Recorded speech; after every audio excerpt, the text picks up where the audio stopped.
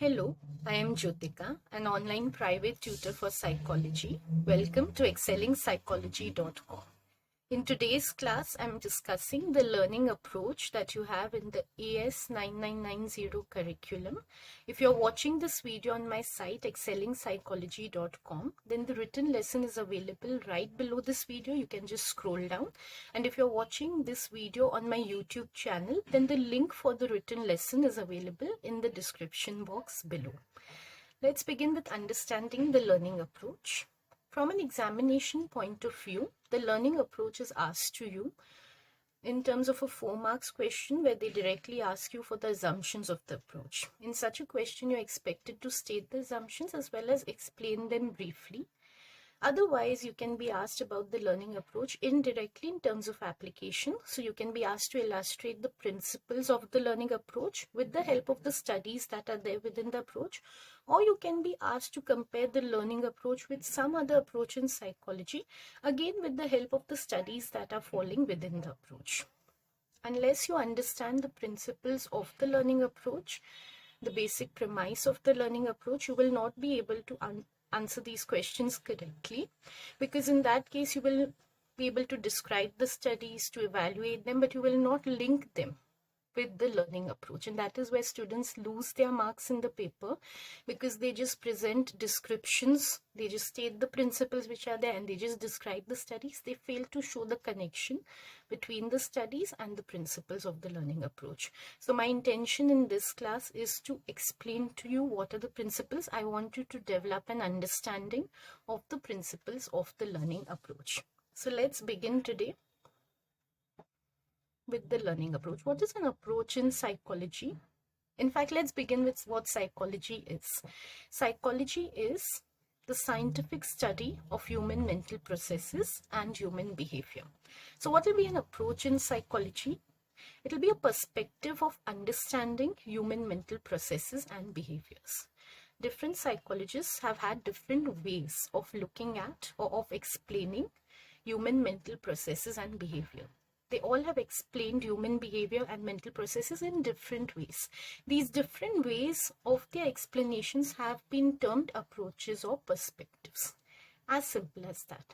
So someone who takes a learning approach to behavior says that human behavior occurs because of some learning of that human being whom we are studying in the past. So whatever he's learned in the past is being reflected in his behavior today. That is simply what the learning approach is, and this is the basic premise of the learning approach, that all behavior is learned. Now the question that comes is, what is learning? So learning is the acquisition, it is acquiring some skill or knowledge from the environment which causes a permanent lasting change in our behavior. Okay, so for example, if you are learning how to dance, in that case, if you just briefly imitate the movement of your instructor for a minute, and then you never repeat that movement, and if in future we ask you to show that movement, you're not able to show it, we won't say that you have learned dancing or you have learned that movement. When will we say that you have learned that movement? When you are able to reproduce it in future, when you've practiced it enough such that you're able to reproduce it in future. So an enduring change that is seen in your behavior, that is known as learning. Okay, so in this approach, we are saying that all behavior is a result of learning or the acquisition, permanent acquisition of some skill or knowledge. Okay, now we come to the principles or assumptions of this approach. Within the learning approach, there have been different ways of explaining how we learn behavior, because now that we've understood behavior is because of learning, so now we want to know how do we learn behavior.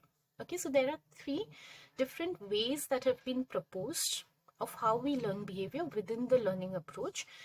Again, different psychologists within the approach have had different explanations for how we acquire knowledge or skills from the environment. Here, for a moment, I would just like to tell you that the learning approach comes from a school of thought in psychology, which is known as behavioral psychology. Now, though this is not explicitly mentioned in your syllabus, if you're interested in understanding this approach further, I strongly recommend that you read any introductory book in psychology which just outlines the behavioral approach for your level that is suitable to increase your knowledge of the learning approach. Okay, let's come back to the assumptions of the learning approach. One group of psychologists within the learning approach have proposed that we learn by consequences. According to them, initially we show some actions. Those actions are either rewarded by the environment or punished by the environment. Those actions which are rewarded, they become our behaviors, because behaviors we know are a way of acting. They're not just acting, they are a way or a style of acting of a person. So those actions for which we are rewarded become our behaviors. Those actions for which we are punished do not translate into behaviors. So if I perform an action and I'm rewarded for it, so say I'm polite and mindful, and because of that I get your appreciation in return, I get your good wishes in return, I like that, those are desirable consequences, I enjoy those consequences, so it becomes a style of acting. I always act politely, but in desire of those consequences. I know it will result in good consequences. So it becomes a behavior. That action of being polite becomes a behavior of becoming polite. By the same token, if my action is of speaking rudely with others, so I speak rudely to you, and in response, you frown at me, or you scold me, you answer back, or you start avoiding me, in that case, I get undesirable consequences from you. I don't like the way you respond to me. I don't like the consequences of my behavior. So I learn not to do that in this case. So that those actions do not get translated into behavior. So this principle or assumption is as simple as that we learn by consequences. This principle has been presented in a school of thought within the learning approach, which is called operant conditioning.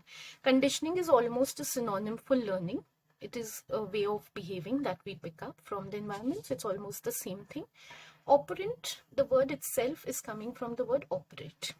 So here what a person learns is how to operate his environment. I learned that by acting in certain ways, I'm going to get good consequences. So I can perform those actions whenever I want good consequences. And I know some actions will result in bad consequences. So I will not perform those. So in this way, I operate my environment. I modify my environment in a way that I get desirable consequences and I can avoid the undesirable consequences. That's why it's known as operant conditioning. It's just another name for learning by consequences. Now let's understand that if we are using this perspective, as a student of psychology, you want to use this perspective and understand someone's behavior. So what assumption are you going to make? Because this is an assumption. So let's take an example for understanding. Supposing you see a person who is harassing another person. Okay, so in your neighborhood, your school, your workplace, you find someone behaving antisocially. He is degrading another person, mocking him, basically verbally bullying that person. Okay, so you come across such a person. Now you want to understand the psychology behind his behavior. From this approach, you want to understand why he is behaving this way. Why is he verbally bullying others? Why is he harassing others? Now, supposing you take this assumption that his behavior, he must have learned from consequences to his actions in the past. So how are you going to understand his behavior? What you will assume in this case is that in the past, when he has verbally bullied others, he has got some desirable consequences, some consequences that he liked. And so this has become a way of behaving with him. So say in the past, when the first time he bullied someone, the consequence was that the person became afraid of him and started meeting his demands. So whatever he asked that person to do, the person did it for him. Okay, or say in another case, he bullied someone and the result was that his friends appreciated him for bullying that person. Okay, so his friends who think similarly like him, they called him courageous, they called him a hero, they called him very cool for bullying another person. So he liked those consequences. So in this way, he learned to harass or bully others. Okay, so this is how you'll understand his behavior if you are using this assumption. Let's come to the next assumption now within this learning approach. The next assumption is that we learn by association. This assumption just says that my behaviors are an extension of natural responses that I have associated with some unnatural or conditioned stimuli. Again, we can understand this better with an example. So supposing There is a child who shows the behavior of avoiding his father whenever the father comes home. Why does he show this behavior? What has happened is throughout childhood, throughout his life, this child has been seeing that whenever his father comes home, the atmosphere of the family becomes very negative. Say everyone is afraid of the father because the father is abusive. So the child's mother looks very sad when the father comes home. She looks very scared. The atmosphere of the house becomes very tense. So in that case, the child associates the arrival of his father and the presence of his father with negative atmosphere of the home. Now our natural response, what we mean is inborn. All humans show this response towards a negative atmosphere. Our natural response is to avoid it. Okay, no one likes to be in a negative atmosphere by nature. This is how our nature is. Now the child is associating the arrival or presence of his father with this very ugly atmosphere that is taking place. So that natural avoidance which he shows to a negative atmosphere, now he shows to the arrival of his father, because the moment his father enters the home, he anticipates that ugly environment is now going to be where he will have to stay, where he will have to be. So that avoidance behavior now he shows as soon as his father enters the house. So this is how we associate two events. The arrival of the father and the ugly atmosphere have been associated, and the natural response for the ugly atmosphere is now being extended towards the father. So in this assumption, which is known as learning by association, this is how we learn to show certain behaviors. This assumption is also, it is found in the principle of classical conditioning. Why is it called classical conditioning? This is actually the name of a paradigm which was proposed by Pavlov. So again, if you're interested, you can just Google up, or you can, it's better to refer to some introductory textbooks of psychology. They do cover how Pavlov used to conduct certain experiments of this through this paradigm, which was called classical conditioning. The paradigm is that only that we can modify the environment in a way that we can associate a natural response with some unnatural events. Okay, so we don't need to know it very technically right now. You can refer to some introductory books to understand what were Pavlov's contributions in this field. They'll be very useful to you if you intend to pursue psychology further. Okay, now let's come to the point of, if we are trying to understand some human behavior using this assumption, let's take an example of how we would understand that behavior.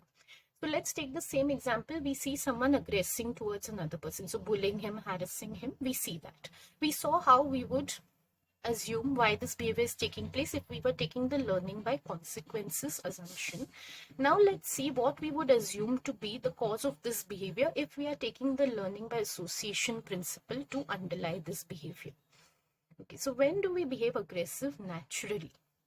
We behave aggressive naturally when we are threatened. Humans have a response, you might have heard of it, fight or flight. When they are threatened, they show this fight or flight response. Either they run away from the situation or they become aggressive and attack the situation in order to conquer it.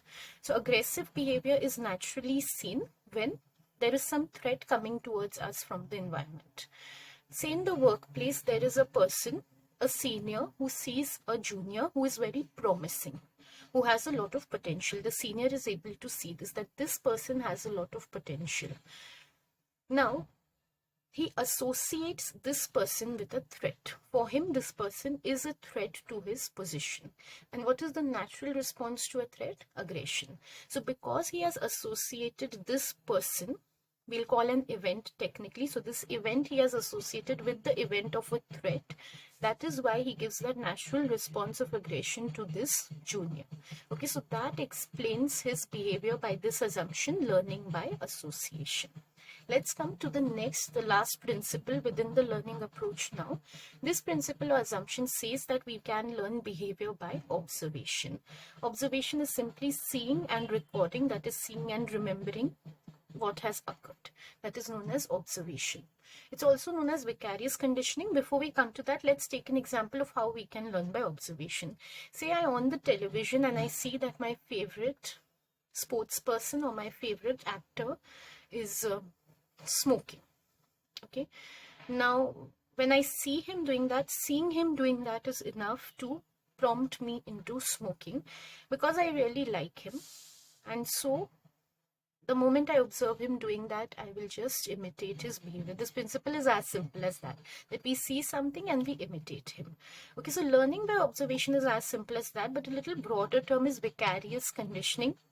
It explains behavior more fully. So if we understand vicarious conditioning, that tells us not only do we observe what someone is doing, but we also indirectly experience the rewards or punishments that he gets for his behavior. Because it's like he's getting a first-hand experience of what he's doing, of the consequences that he's receiving. We are receiving a second-hand experience of what he is receiving when we are looking at him. So say I see my favorite hero smoking and all the fangirls are around him and they are appreciating him, they are impressed by him. So at that time, his first-hand experiences of pleasure, he's feeling very superior, he's enjoying the situation. When I look at him in that position, I get that second-hand experience of that appreciation, that rewards which he is receiving. I get an experience of that. So I don't need the first-hand experience of rewards to perform certain behavior. Even the second-hand experience is enough. So just observing the person doing that behavior and seeing what consequences he is getting is sufficient for me to repeat that behavior, to learn that behavior. That is what this principle tells us. Now, let's understand if this is the assumption we are using to understand someone's behavior, how we will be applying it. So let's take that situation again. We see that one person is acting aggressively towards another person, and what we are trying to find out is why is he showing this behavior of aggression. We are taking the assumption of learning by observation to understand his behavior. So if this is what I'm assuming, that he must have learned by observation, how I'm going to explain his behavior is that in the past he has seen someone acting aggressively and he has seen that person having some good rewards for seeing that person acting aggressively. Okay, sorry, not for seeing that person, but for acting aggressively, he has been rewarded. So say this person, today he's an adult who is acting aggressively towards another. When he was an adolescent, he saw some peers acting aggressively, and whenever they did, they looked like they were really enjoying the situation. They were very happy. And now when he saw these things, that they are enjoying such behaviors, he also he also learned that, and he wished to repeat it in the future just by looking at them, just by observing them. So today he is showing that same behavior which he had enjoyed seeing others perform as an adolescent. So this is how we'll understand his behavior, through this assumption.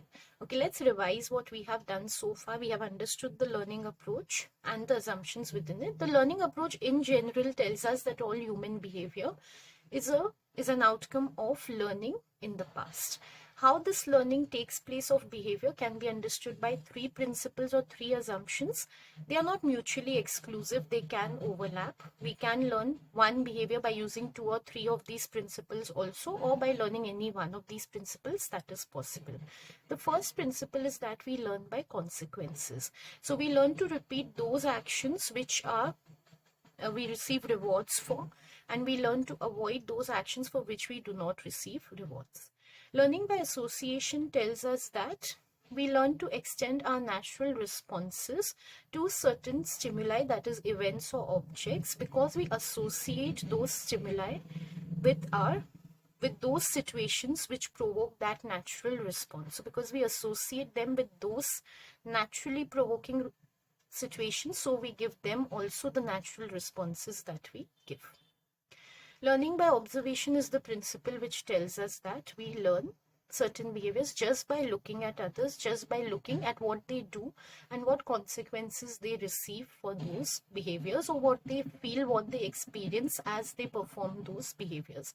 So simply by looking at that, we learn to perform the same behavior. So these are the three principles within the learning approach. Only a little bit is left further to understand. In your curriculum, you are expected to know which research methods are used within a particular approach. Approaches, by their nature, demand certain type of research methods be used so that they can be fully applied to a given situation. If we take learning, what kind of a phenomenon is learning? What is the nature of learning? It takes place over a long period of time. Can you learn something by a single exposure to something, or just by performing an action once? Can you learn it? By doing something once, or by seeing something once, or by associating something just once, it is unlikely to result in a permanent change in your behavior. It will lead only to some temporary change. So repeated exposure, repeated practice is needed for learning. Which type of research will we have to undertake if we want our participants to learn something? Longitudinal research over the long term needs to be taken. Otherwise, learning won't occur, only some temporary change in behavior will occur. So the learning approach demands that we take long-term studies. Now, two of the studies within the learning approach in your syllabus are long-term studies. One is the Pepperberg-Parrott study. If you are not able to relate to this right now because you've not looked at those studies, you can come back to this video later and check if you're able to understand after you've read the study. Okay, so Pepperberg-Parrott study is a long-term study, as is Saavedra and Silverman's button phobia study. Bandura's study is not a long-term study, but then it is a noted critique. It is a known criticism of the study that it has been able to study only a temporary change in behavior. Whether the aggression in children lasted for a longer term or no, whether they really learned the aggression has not been verified in the study. This has been noted by the researchers themselves. So had the study been conducted over the long term, then we would say it is truly representative of learning. Okay, so under the learning approaches, if you have proper learning per se, then you have to conduct long-term studies. The second thing in the learning approach, we saw that they assume that behavior is a result of some change that occurs in the environment. So environment prompts us to learn something. So either we associate to events in the environment, or we receive some consequences with the environment, or we see someone doing something in the environment which results in our behavior.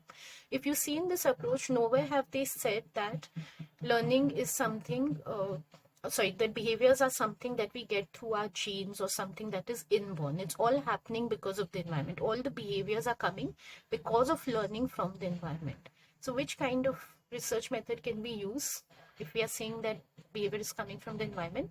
Experiments, because experiments are manipulations of the environment. What a researcher does in an experiment, he manipulates some part of the environment which he calls the independent variable, and he studies what is going to be the impact of this manipulation on the participants' performance of some activity.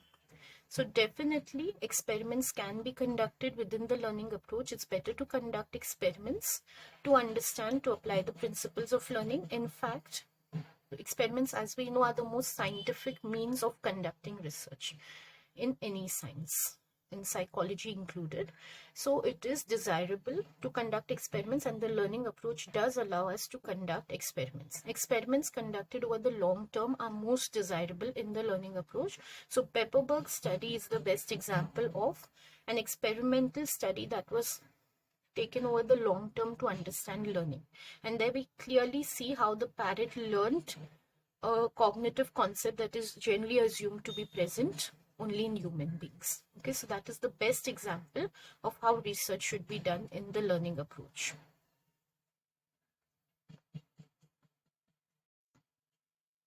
Three studies have been presented within your curriculum for the learning approach. Right now, I'm assuming that you know these studies, because if you don't know them, you come back to this video and see this section once you know the studies. So how these studies exemplify learning principles, I'm just going to give a brief discussion of that. Okay, the first study that you have within the learning approach is the Bandura et al. Aggression study. In this study, children learn to aggress on a Bobo doll based on their observation of some role models who had been aggressing on the Bobo doll. So this is clearly a study which exemplifies the learning by observation or vicarious conditioning principle, because that is how the children learn the behavior of aggression. Another study that you have is the Saavedra and Silverman button phobia case study, which is presented. In that study, we find the case of a little boy who learned to associate disgust or distress with buttons, because in one event of his life he was exposed to the falling of buttons, and at the same time he felt a lot of distress because it happened in front of a whole class. So that exposure to the whole classroom as he mishandled one jar of buttons, that caused him to develop a phobia of buttons. So how he learned to fear the buttons, how he learned the phobic behavior, was through the what we call the assumption learning by association. He associated the distress or disgust that he felt in the situation with the buttons. Then we have the study by Pepperberg. Now in Pepperberg's study, we find two principles of the learning approach are exemplified. One is the principle that we learn by observation, which we were just seeing. In Pepperberg's case also, they trained the parrot in that concept, that cognitive concept which they wanted him to acquire. They trained him with the help of human beings who were showing how to learn that concept. So human beings were receiving some rewards and punishments. These human beings were the trainers. So the trainers were receiving some rewards and punishments based on how they were responding to questions that were presented to them. The parrot was also expected to respond in the same way like the trainers were doing. So they wanted him to learn those behaviors for which the trainer was receiving reward. So this was a vicarious conditioning of the parrot. As he observed the trainers being rewarded, he also learned that he should also give those responses which the trainers were giving. So learning by observation was exemplified here. Also, one more principle was found in this study, operant conditioning. Whenever the parrot gave desirable responses which the experimenters wanted him to learn, he was rewarded by being given food and toys which he liked. So he got desirable consequences upon presenting the correct responses. Okay, so by two principles were used to train the parrot in this case. Okay, so like I told you earlier, the principles can overlap for the learning of a certain behavior, or they can be used exclusively for the learning of certain behavior. Okay, so that's it for this class, and I hope the learning approach and its assumptions are now clear to you. I will see you with another lesson.